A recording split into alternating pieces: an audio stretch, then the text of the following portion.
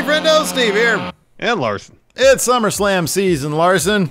Yay! You're damn right, yay. And to celebrate the alleged biggest party of the summer, we're going to take a peek behind the scenes and look at the weirdest, funniest, or just plain most bizarre tales that took place over the years at WWE's second or like maybe third biggest show, depending on how you feel about the Rumble. Definitely third. Rumble is best, Steve.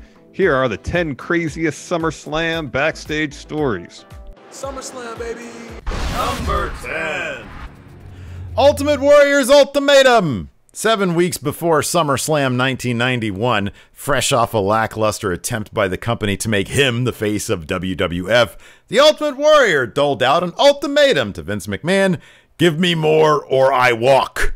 More what, you might ask? In a sprawling 5-page handwritten manifesto, Warrior demanded basically the same financial compensation as Hulk Hogan, the guy who, like him or not, succeeded in taking wrestling to unheard of heights in North America. As opposed to Warrior, who was basically, I'm sorry, a flash in the pan. He was a massive flash in the pan, maybe, but he was a character specifically tailored for the year 1990, and that's pretty much it. So Vince agreed to his demands just so the SummerSlam main event of Hogan and Warrior tag teaming against like an Iraqi brain trust or something could happen. Yeah, but then right as the main event ended, when Warrior came backstage, bang! Vince said, no chance! And suspended Warrior and said, hey, you remember that compensation I promised you? Nope. A short note was given to Warrior backstage explaining why Vince backed out of the agreement, blasted Warrior for being unprofessional, and sent him home. Yeah, he was sent back to parts unknown. It's from Indiana, man. Yeah, for all we know, he was from one warrior nation. That sounds like a Fox News show. Yeah, it really does. Number 9. Brock wants a Y2 kiss. Many of us were horrified at the finish to SummerSlam 2016. Oh, because WWE debuted that fugly, stupid red Universal title? Is this entry about someone backstage vomiting up blood on a leather strap and WWE using it as the Raw brand championship? No, but man, that crowd shat all over that title reveal. Yeah. We should know. We were there. We were. Yeah, we're talking about the finish to Brock Lesnar versus Randy Orton, when Brock mounted Randy and tried to perform a Steve W style lobotomy on Randy Orton. Oh my God. Drawing blood, booze, and the ire of the demo god Chris Jericho, who was watching on in horror backstage. According to Jericho, he went to gorilla position backstage to make sure this was planned. It wasn't a case of Brock taking liberties with Randall, and right as he started looking for answers, Brock came through the curtain and took issue with Jericho questioning his professionalism. Brock mockingly told Jericho to punch him or kiss him, and Jericho started to go at the beast, but it was broken up before anything could happen. And by anything, we mean Jericho being eaten alive by Lesnar, because that's probably how that particular scenario would have played out. Number 8. Crack is whack! Who could forget the epic 1992 encounter at Wembley Stadium for the Intercontinental Championship between Bret the Hitman Hart and Tyrone Biggums? What? Oh, sorry, wrong crackhead. Yeah, so according to Bret Hart's autobiography, the legendary bout between himself and the British Bulldog was almost ruined thanks to Davey Boy Smith having had a night out smoking rock with Jim the Anvil Neidhart. According to Bret, after having painstakingly laid out the perfect match with Bulldog and ensuring they both had it down committed to memory, during the very first headlock of the match, Bulldog told Bret, Bret, I'm so fucking sorry. I was smoking crack with Jim all last night. I forgot the whole fucking match. Bret's recollection of this on his kayfabe commentary shoot interview is funny, as he recreates Bulldog's accent to say, I'm fooked. I'm fucked. Okay, look, crack is an awful drug, but sometimes you gotta look at the humor in the absurd. And a pro wrestler forgetting an entire match because he smoked crack the night before one of the biggest matches in modern pro wrestling history. What's wrong? I forgot my next line. Larson, I'm fucked. I was out smoking crack with Hilton last night. I'm fucked. Oh, gosh. I'm joking. Hilton doesn't smoke crack. Number 7. It's Vader's time! In another, maybe better universe than this one, Big Van Vader is a 2-time WWF champion. At least, according to the Mastodon himself. In an interview from 1998, Vader claims that Vince McMahon had planned on Vader taking the world title off Shawn Michaels at SummerSlam 1996, which would have led to a program with Bret Hart, where the Hitman and Vader traded wins, which then led back to Shawn getting the title back off Vader. Of course, that never happened, and everyone considers Vader's time in WWF to be not great. I'm nothing but a big piece of shit. A big fat piece of shit. The result of a bad mix of Vader's personality, stiff style of working, and Shawn Michaels' amped-up ego and backstage politicking. Even their SummerSlam match had a mid-match conflict when HBK was supposed to miss a flying elbow, and Vader forgot to move out of the way. The Heartbreak Kid pitches a fit and screams at the big man to move, and then kicks him. Yeah, he starts kicking him in the head. Leon should have just ripped out some of his hair like Bret Hart did. Remember that shit? Unsafe working environment. Ugh. Remember who got Vader's spot? Sid. Number 6. You got me, brother! In perhaps the greatest main event in SummerSlam history, 2005's biggest party of the summer featured the Heartbreak Kid Shawn Michaels making an absolute mockery out of the legend of Hulk Hogan, overselling every move Hogan doled out. This dream match turned into a nightmare for Hogan, who had used his creative control clause in his WWE contract to reduce the planned 3-match program with Shawn Michaels to 1 match, one in which he'd win, of course. Yeah, both men have told varying versions of this story over time. The most recent versions have been pretty diplomatic, but in the end, we'll agree with Bruce Pritchard, who, on one of those Shawn Michaels documentaries, said something like, Shawn was there to do business, but Hulk is who he is because of how he does business. Is that Bruce's diplomatic way of calling Hogan an asshole? And it feels like Pritchard is trying to call the Hulkster an asshole without saying he's an asshole. Definitely sounds like he's calling him an asshole, Larson. I think he's an asshole. Number 5. One-man power trip. The SummerSlam 1999 main event took a few twists and turns before WWF creative landed on Stone Cold Steve Austin defending his title in a triple threat against Mankind and Triple H with special guest ref Blaine from Predator. Oh, Painless is waiting. At one point, Vince pitched China taking the title off the Texas Rattlesnake, which, let's be honest, would have blown the roof off the Target Center in Minneapolis. WWF had never been hotter and had a lot of pressure to deliver a big show. Not, well, the big show. Yeah. A big show. Yeah, a big show. Well. No, not the big show, a big show. Well. God damn it. So they landed on crowning the Game as the new WWF champion until Stone Cold Steve Austin stepped in and said, hell no, he ain't ready. Bruce Pritchard claims in his podcast that many producers backstage shared the same view on Triple H, but I kind of feel like he's just spreading the blame around for Austin's diva-like attitude back when he was the biggest draw in pro wrestling. So he insisted on dropping it to Mankind, who then lost the title the next night to Triple H, the first of 800 title reigns over the past 20 years for the Game. It really does feel like that, huh? No, it's true. Look at Pro Fight DB. It says 8,000 reigns. What? No, you just said 800. 1,000. What, 800,000? Sure, yeah.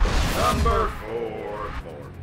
Silver Mysterio! Rey Mysterio once went on main event heel commentator Sam Roberts' podcast and chatted about the reasoning behind his oft-amazing ring attire. Ray talked about dolling up as a superhero for pay-per-views, and we've seen it all with him. Spider-Man, Batman, the Joker. I think he even did Captain America once. And, of course, the Herald of Galactus. That's nerd speak for the Silver Surfer. But there was one problem with that. Vince hated it.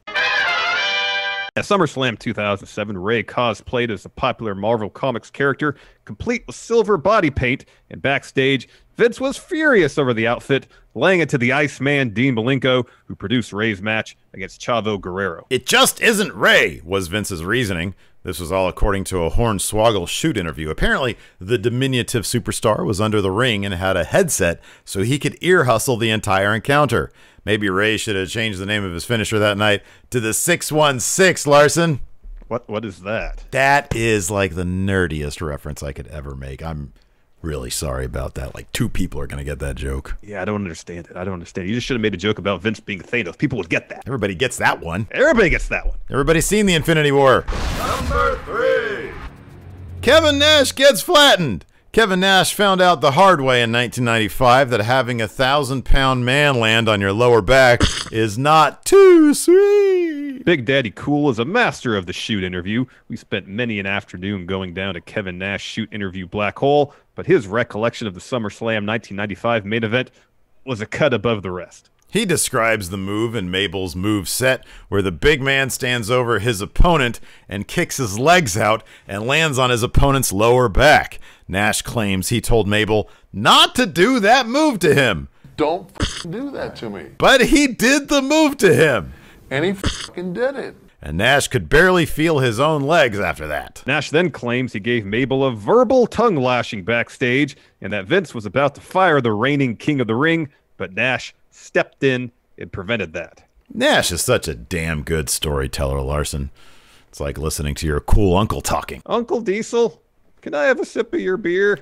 Yeah, sure thing, kid, but don't tell your dad, because being a snitch is just not too sweet. Number 2.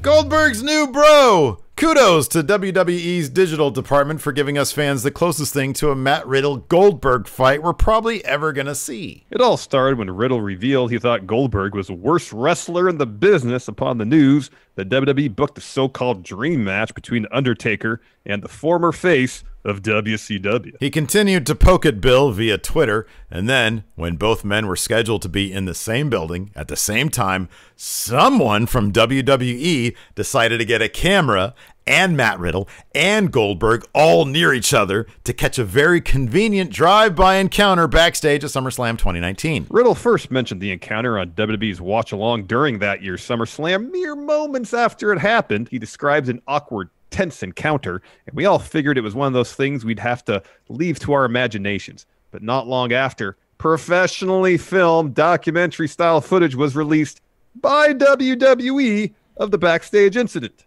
And it was everything we had hoped for and more. From the awkward glee on Riddle's face when he realized he was face-to-face with his bro Goldberg, to Bill insisting he's not Riddle's bro, but still kind of awkwardly trying to laugh it off and be intimidating at the same time, to Riddle's insistence on getting in the last bro. Pleasure's all mine, bro. You got it. I ain't your bro.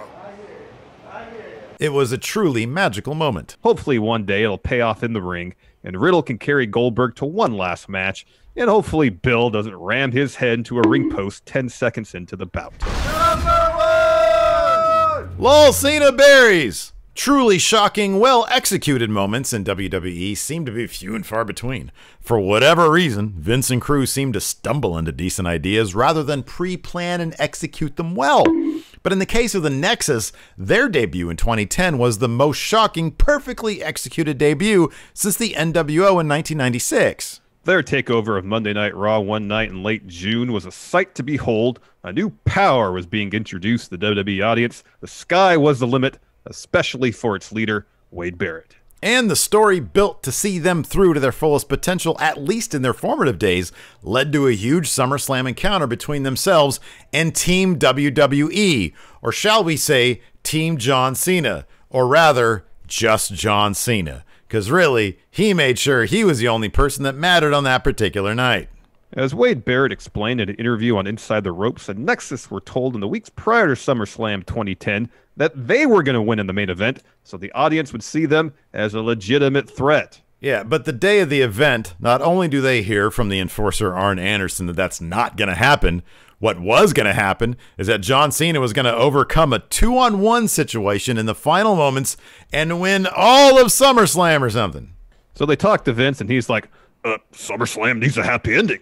Mind you, this is 1 year removed from Straight Edge Society's CM Punk beating poor drug addict Jeff Hardy in the main event, and 1 year before SummerSlam went on an epic run of bummer endings. Yeah, Alberto Del Rio cashing in on CM Punk, Brock Lesnar beating Triple H, Randy Orton cashing in on Daniel Bryan, Brock Lesnar traumatizing kids everywhere by dismembering John Cena, Brock Lesnar opening up Randy Orton's skull 2 years after that. The list is pretty staggering in favor of SummerSlam having bummer endings. Makes you wonder what bummer ending is going to happen to this year's SummerSlam, huh? It's 2020, Larson. If any year needs a happy ending, it's this one. How about this? Vince comes out at the end of the main event and just retires. Huge pop. But he'll probably change his mind like he does about everything by the end of the show. Come back out, I've changed my mind. I'm sticking around. Yeah, you're going to get even more Vince. So there you go. It's top 10 SummerSlam backstage stories. Let us know what we forgot in the comments below and smash that like button. Yeah, remember to visit friendomerch.com. We got stuff to buy there too. Check it out. Yeah. We got all sorts of stuff there. It's really great. And thanks again to the Rawbserver for editing this sumbitch. Rawbserver's the best. He is definitely a happy ending, or at least deserving of one.